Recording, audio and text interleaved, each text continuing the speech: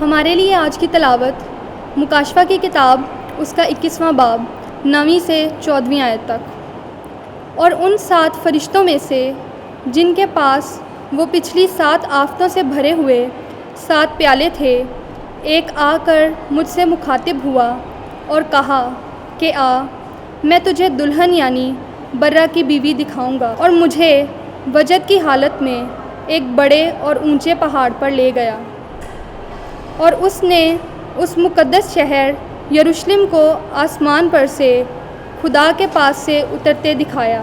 उसमें खुदा का जलाल था और उसकी रोशनी नहायत बेशकीमत पत्थर यानी बिलोरी यशब की सी थी। और उसकी दीवार बड़ी और बुलंद थी और उसके 12 दरवाज़े थे और उन दरवाज़ों पर 12 फरिश्ते थे और उन पर नाम लिखे हुए थे और वह बनी इसराइल के 12 कबीलों के नाम थे। मशरिक़ की तरफ 3 दरवाज़े और शुमाल की तरफ 3 दरवाज़े और जनूब की तरफ 3 दरवाज़े और मगरिब की तरफ 3 दरवाज़े थे। और उस शहर की दीवार की 12 बुनियादें थीं और उन पर बर्रे के 12 रसूलों के 12 नाम लिखे हुए थे।